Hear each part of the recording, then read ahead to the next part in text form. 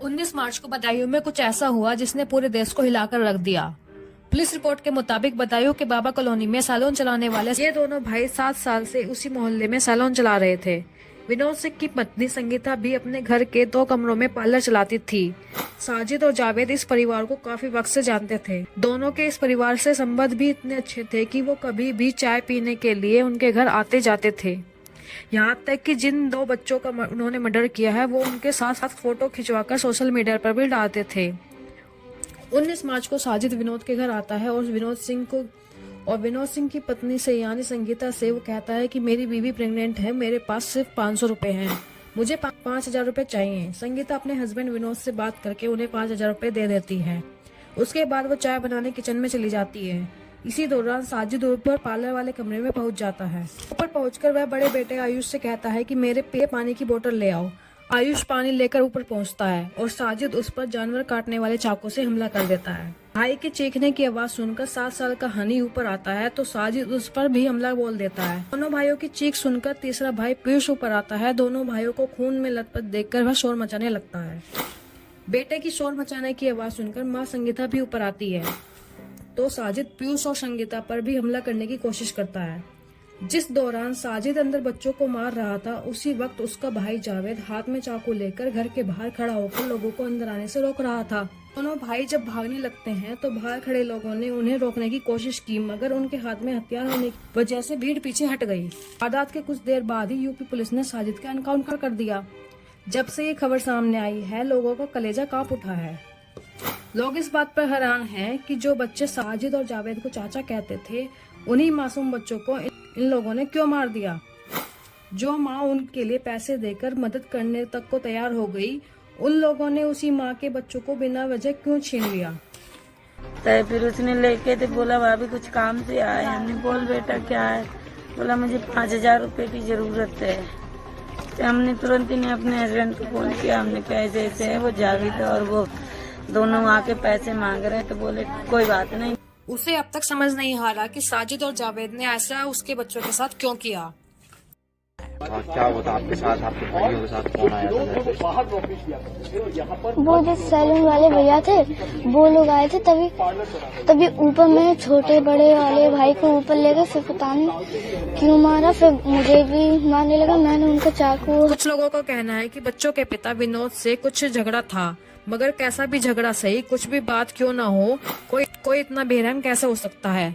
कुछ लोगों का कहना ये भी है कि बच्चों को मारने के बाद साजिद ने हाथ में लेकर उनका खून भी पिया।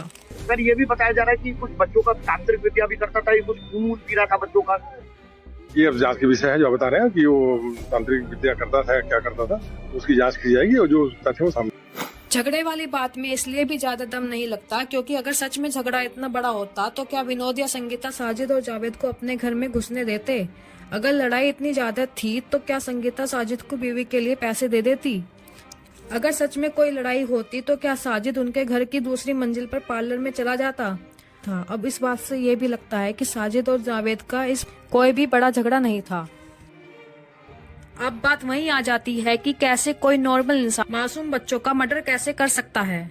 एक नॉर्मल आदमी तो वहाँ भी किसी को चोट पहुंचाने से बचता है जहाँ सच में किसी ने उसको नुकसान किया हो।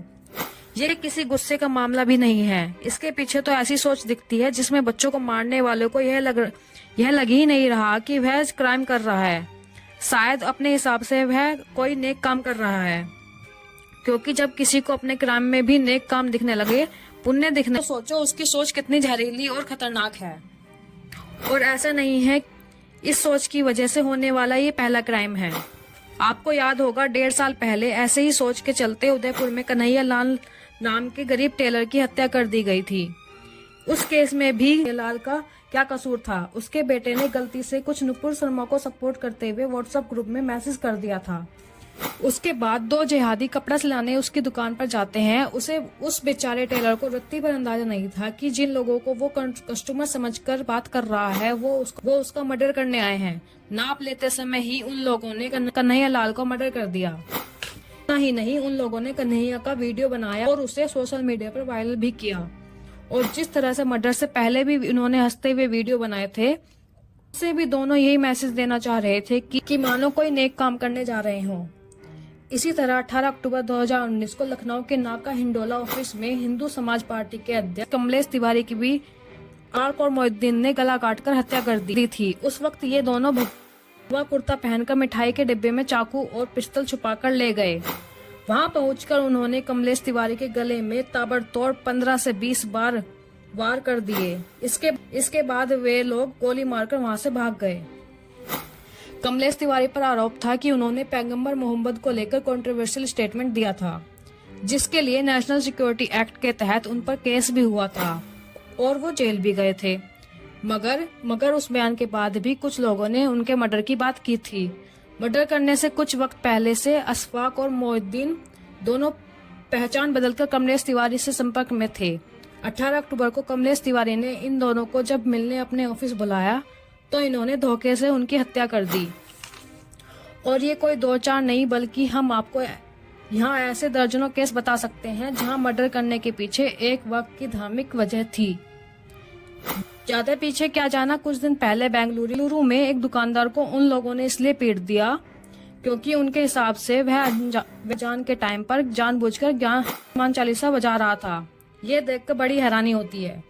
अब इस तरह के केस सामने आते हैं जहां मर्डर करने वाले का मोटिव एकदम क्लियर होता है, उसकी आइडियोलॉजी भी साफ होती है, मगर कुछ लोग उसके खिलाफ कुछ नहीं बोलते।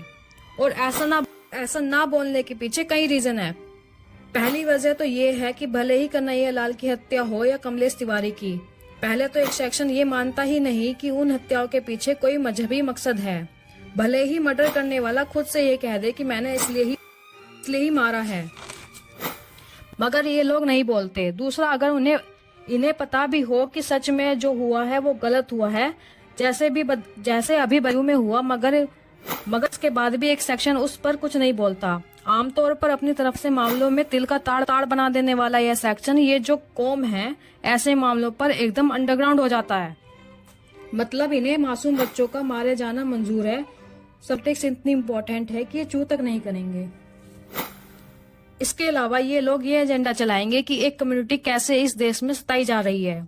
वही अगर सताई जाने वाली कम्युनिटी के लोग ऐसी घटनाओं में शामिल होते हैं तो ये लोग मूवी नहीं खोलते। कहा गया है कि साजिद ने जा करके बच्चों की मम्मी से कहा था कि उनकी पत्नी यानी आप गर्भवती हैं और उनको बच्चा होने वाला। तो क्या आप गर्भवती हैं? ना। तो उसने ऐसा क्यों किया होगा? हत्या क्यों की या गर्भवती आपको क्या पता?